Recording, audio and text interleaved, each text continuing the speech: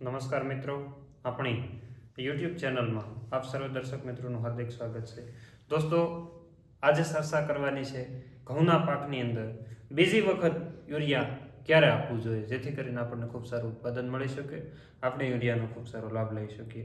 તો ચર્ચા કરવા માટે હું આપની સાથે આપનો દોસ્ત મનીષ બલદાણિયા, કૃષિ વૈજ્ઞાનિક તરીકે કૃષિ વિજ્ઞાન કેન્દ્ર કોડીનાર, ગીર સોમનાથ ખાતે ફરજ બજાવું છું. મિત્રો, સૌપ્રથમ આપને વિનંતી છે કે આપ આ ચેનલ ઉપર નવા હોય અથવા તો ચેનલને હજી સુધી સબસ્ક્રાઇબ ન કરી હોય તો સબસ્ક્રાઇબના બટન ઉપર ક્લિક કરીને સબસ્ક્રાઇબ કરી દેજો. બાજુમાં બેલ આઇકોન ઉપર ક્લિક કરી દેજો, જેથી કરીને અવારનવાર માહિતી જ્યારે મૂકવામાં આવે ત્યારે તમને ફટાફટ સુધી પહોંચી જાય. માહિતી સારી લાગે તો ચેનલને સહી લાઈક કરવાનું અને અન્ય લોકો સુધી પહોંચાડવાનું, એટલે કે શેર કરવાનું નહીં ભૂલતા. દોસ્તો, ખાસ કરીને અત્યારે ઘઉંનું છે આપણા ગુજરાત રાજ્યની અંદર પુષ્કળ માત્રાની અંદર વાવેતર થયું છે. ખૂબ સારા એવા ઘઉં બધાના ખેતરોની અંદર લહેરાઈ રહ્યા છે અને ઘણા બધા ખેડૂત મિત્રો પોતપોતાના ઘઉંના વાવેતરથી ઘણા બધા ખુશ છે. ઘણાને નથી મજા આવતી, પણ મોટા ભાગના લોકો ખુશ છે એવી અમારા સુધી માહિતી મળતી હોય છે. દોસ્તો, અત્યારે ઘઉંની પરિસ્થિતિ ખૂબ સારી છે, વાતાવરણ ખૂબ સારું છે, ઠંડી થોડીક ઓછી પડી છે. જો ઠંડી વ્યવસ્થિત પડે તો ઘઉંનું હું એવું માનું છું પુષ્કળ માત્રામાં ઉત્પાદન આવશે. દોસ્તો, અત્યારે ઘઉંની પરિસ્થિતિ એવી છે, ઘણા બધા યુરિયાના પહેલા રાઉન્ડ મારી લીધા હતા. 30-35 દિવસના, 40 દિવસના ઘણા બધા ખેડૂત મિત્રોના ઘઉં થઈ ગયા છે. ઘણા ખેડૂત મિત્રો એવા છે કે યુરિયાના 3-3, 4-4 રાઉન્ડ મારે છે. આપણે યુરિયા વિશે ઘણી બધી જાગૃતતા આપતા વિડીયો આગળ આપ્યો હતો કે ભાઈ વધી જાય તો કેવી તકલીફ થાય, તો એ વિડીયો છે ખાસ કરીને જોવાનું ભૂલતા નહીં. અત્યારે ઘઉંની પરિસ્થિતિ છે એ તમે જોઈ શકો છો. ઘઉં છે અત્યારે ઝંડા લીફ એટલે કે ફ્લેગ લીફ સ્ટેજ ઉપર આવી ગયા છે. આ છેલ્લું પાંદડું છે ઘઉંના છોડવાનું. તમે જુઓ તો આ પાંદડું છે એ છેલ્લું છે. હવે આમાં ક્યારેય પાંદડું નીકળવાનું નથી. હવે સીધી આની અંદર આ તમે જોઈ શકો છો કે આમાં ડુંડી બની ગઈ છે, બનવા માંડી છે, બરોબર. તો આને હવે લાસ્ટ લીફ એટલે કે ઝંડા લીફ કહેવાય. આ જે ફ્લેગ લીફ સ્ટેજ છે, આ સ્ટેજની અંદર આ પાંદડાનું સૌથી વધારે મહત્વ હોય. આ પાંદડું જ આ ઘઉંની અંદર ખૂબ અગત્યનું છે. ઉત્પાદનની અંદર 52% જેટલો રોલ આ એકલા પાંદડાનો રહેલો છે. કદાચ આ નીચેના પાંદડા ન હોય અને એકલું પાંદડું રહેતું હોય તો 52% જેટલું ઉત્પાદન, જે પૂરું જેટલું મળવાનું હતું એના 52% ઉત્પાદન એકલું પાંદડું આપતું હોય. એટલે આ પાંદડાની ખૂબ સારી એવી અગત્યતા છે, એ આપણે સમજતા શીખીએ.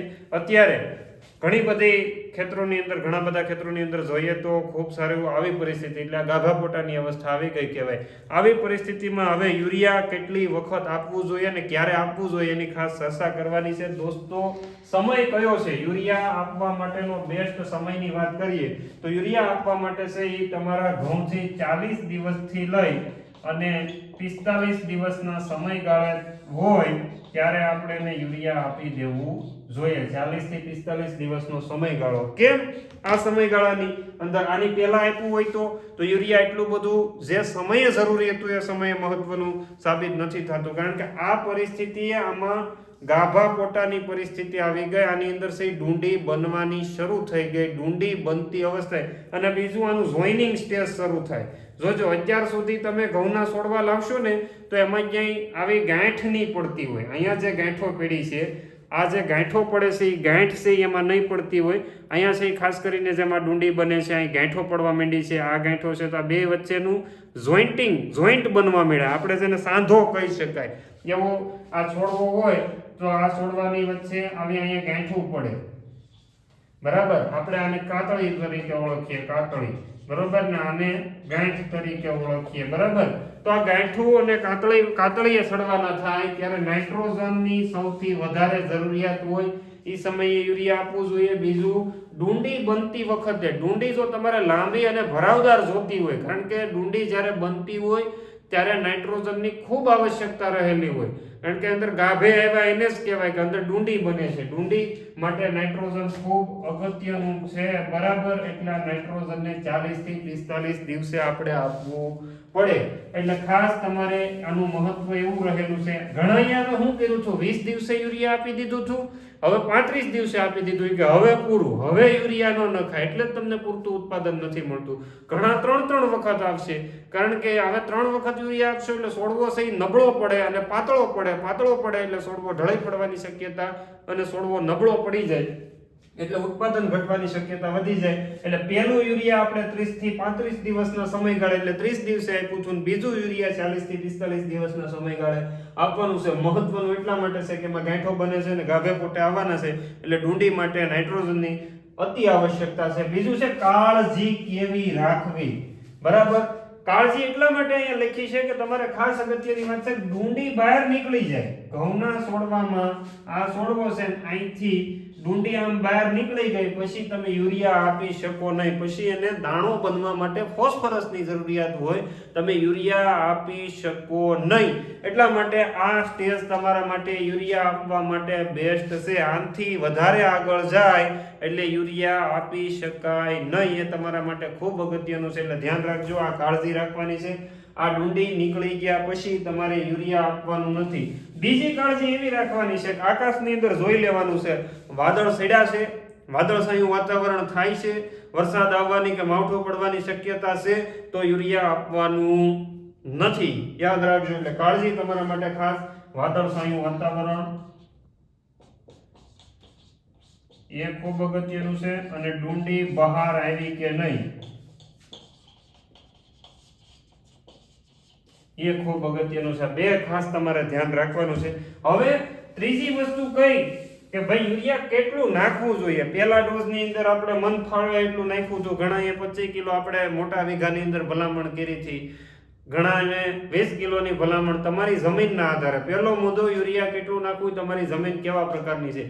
જમીન ખાતર વગરની છે, ન ખાતરી જમીન હોય તેમાં થોડું વધારે નાખવું પડે. જમીનને દર વખતે આપણે દેશી ખાતર નાખતા હોય અને ખૂબ સારું ઉત્પાદન મળતું હોય તો આવી પરિસ્થિતિમાં જમીનની લેબોરેટરીના આધારે યુરિયાની ભલામણ થતી હોય. એટલે પહેલા જો પાક પીળો હોય, નીચેના પાંદડા આ રીતના હાવ પીળા પડતા દેખાતા હોય તો તમારે યુરિયા વધારે આપવું પડે. આમાં યુરિયા નાઇટ્રોજનની ઘટ છે, બરોબર. એ ઘટ પછી ઠેઠ લગન દેખાશે. એટલે ખાસ તમારે જોવાનું છે. જનરલ ભલામણ છે કે ભાઈ 10.5 કિલો 10.5 કિલો યુરિયા 16 ગુઠાના વીઘામાં આપવું. 16 ગુઠાના વીઘામાં. નહીતર ઘણા પાસા કહે તમે 100 ગુઠામાં 10.5 કિલો કીધું. 10.5 કિલો યુરિયા 16 ગુઠામાં, અને 24 ગુઠા વાળા જેને છે એને 15 કિલો યુરિયા આપણે એક વીઘે ઉડાડીને આપવાનું છે. હવે એમાં પાંદડા ઉપર પડશે એટલે જો આમાં મોટા ભાગના આ પાંદડું છે આમ વળી ગયું, મોટા ભાગના પાંદડા છે અહીંયા યુરિયા પડશે તો એ દાણો સવારમાં ઝાકળવાળું હોય તો એ પાંદડું દાઝી જવાની શક્યતા વધારે રહે. એટલે યુરિયા છે ખાસ કરીને બપોર પછીના સમય આપણે આગળ જોઈએ, પણ 15 કિલો યુરિયા છે એ 24 ગુઠાવાળાને અને 10.5 કિલો યુરિયા છે એ 16 ગુઠાવાળાને આપવાનું છે. આનાથી વધારે યુરિયા આપવાનું નથી. પછીની વાત છે યુરિયા આપવાની પદ્ધતિ. મિત્રો, પદ્ધતિ એટલે ખાસ કરીને એ ધ્યાન રાખવાનું છે કઈ રીતના આપવું.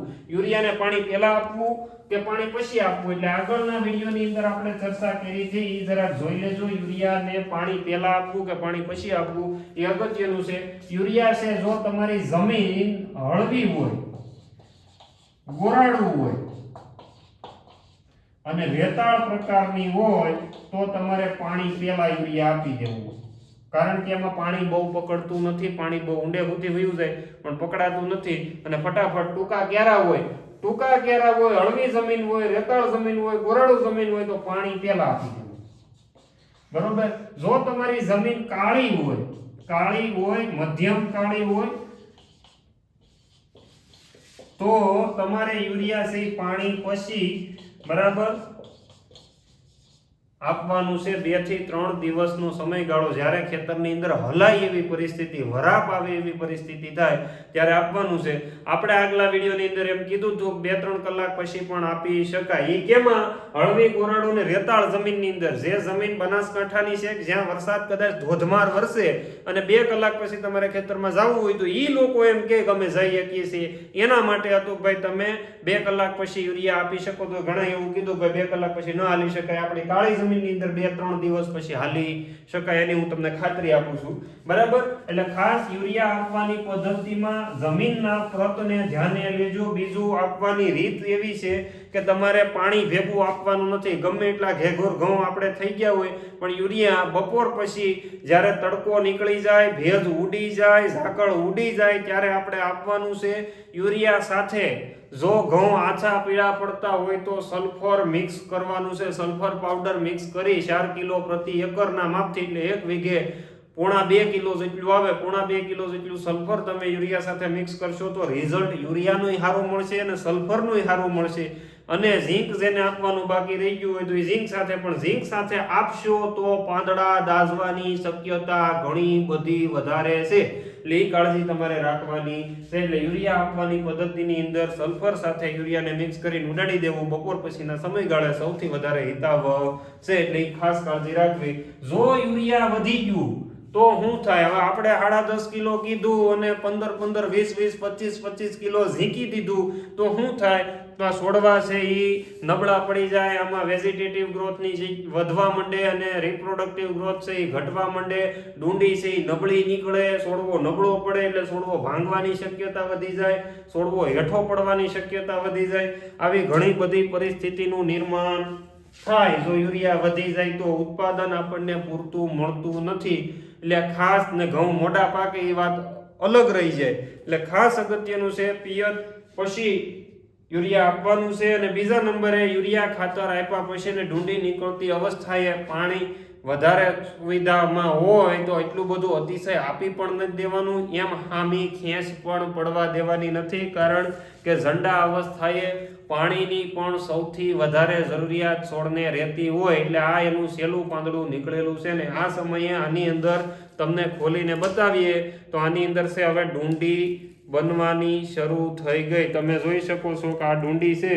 આની અંદર ખાસ કરીને હવે છે એ બને છે, આ ડુંડી બનવા માંડી છે. બરાબર, આવી પરિસ્થિતિની અંદર પાણી નાઇટ્રોજન, જો આ કાચી ડુંડી છે બરાબર, અને જેટલી લાંબી ભરાવદાર કરવી હોય એટલું તમારા માટે ખાસ આ અગત્યનું છે. એટલે ખાસ ધ્યાને રાખજો કે આમાં આપણે ભૂલ ન ખાય. આવી પરિસ્થિતિમાં જો ભૂલ ખાય ખેડૂત તો 30% જેટલું ઉત્પાદન ઘટે. આ સમયે યુરિયા એટલે કે નાઇટ્રોજન ઘટે. આવી પરિસ્થિતિની અંદર ખેડૂતને ઘણીવાર ધ્યાન બારું વયું જતું હોય ને આપણે ધ્યાન ન રહે એટલે ઉત્પાદનમાં આપણને 100% લોસ જવાની, એટલે કે 30% જેટલું ઉત્પાદન ખાલી એક ભૂલ પડે ને તો વયું જાય. હવે તમને એમ થાય કે તમે બધું માપો ક્યાંથી 30% જાય 40% જાય? આ જે યુનિવર્સિટીના અખતરા થાય છે એ લોકો અખતરાના આધારે મેઝરમેન્ટ કરે છે અને મેઝરમેન્ટની વાત તમારા સુધી પહોંચાડવાનો અમે પ્રયત્ન કરીએ છીએ. બરાબર, આ સિવાય વધારે માહિતીની તમારે જરૂરિયાત હોય તો અમારો અવશ્ય કોન્ટેક્ટ કરજો. કોન્ટેક્ટ કરતા પહેલા ઘડિયાળમાં જોવો દોસ્તો. બીજું કે લગાતાર રિંગ પછી રિંગ ન મારો. હજી ઘણા બધા લોકો, હું બધાનું નથી કહેતો પણ ઘણા એવા લોકો છે જેને હજી સુધી મગજની અંદર ફિટ નથી થયું કે અમે એને જવાબ આપવા માટે આ નંબર તમારા સુધી આપીએ છીએ. તો દોસ્તો, નંબરનો મિસયુઝ ન કરો. તમારે ખરેખર માહિતીની જરૂરિયાત છે તો એક રિંગ મારો તો તમને જવાબની મળવાની પ્રોબેબિલિટી ઘણી બધી વધારે રહે. દિવસભરમાં સરકારશ્રીના કાર્યક્રમો વધારે હોય, એની અંદર મિટિંગોની અંદર હોય કે કોઈ કાર્યક્રમની અંદર હોય તો તમને જવાબ આપી શકાતો નથી. તો બીજા દિવસે, ત્રીજા દિવસે એમ મારા જેવા ઘણા બધા અધિકારીઓ અત્યારે માર્કેટમાં છે તો એમને પણ પૂછવાનો આપણે આગ્રહ રાખીએ, નહીતર એકલા અધિકારીની ઉપર પ્રેશર જમાવીએ નહીં. એટલે ખાસ કાળજી રાખજો દોસ્તો. અગત્યની વાત, જે લોકો પશુપાલન કરે છે જેના માટે આવતા ઉનાળા માટેનું કદાચ સારની વ્યવસ્થા ન હોય ને લીલો ચારો અથવા પાણીની સુવ્યવસ્થા ન હોય, ઓછું પાણી હોય, તો એ મિત્રો માટે કાળી જુવાર કે જેની અંદર 15-18 10 તો મિનિમમ આવે પણ 15-18 સુધીના વાઢ તમે લઈ શકો એ કાળી જુવારનું બિયારણ છે આપણા ગીર સોમનાથ જિલ્લાના ઘણા બધા લોકો પાસે. વધારે માહિતી માટે તમારે અહીંયા આપેલા નંબર ઉપર અવશ્ય કોન્ટેક્ટ કરજો, જેથી કરીને આ કાળી જુવાર અને એકવાર અડધા વીઘાનું એકવાર વાવી અને તમારા પશુને ખવડાવો તો તમને ખબર પડશે કે આ સારું હું અને નબળું હું કેવો સારો થાય આનો, અને વ્યવસ્થિત અને ઘાટું વાવેતર હશે એટલે તમને મસ્ત સારો મળશે. કારણ કે આવો એનો ઓપિનિયન આપણને જામનગરમાંથી મળ્યો છે, ગાંધીનગરમાંથી મળ્યો છે કે ખૂબ સારું એવું ખેડૂતો ખુશ થયા છે. તો તમે પણ આ તમારા પશુને ખવડાવીને ખુશ થાવ એવી હું તમને શુભેચ્છા પાઠવું છું. આટલી માહિતી આપીને વિરમું છું. અસ્તુ, આભાર, જય હિન્દ, ભારત માતા કી જય.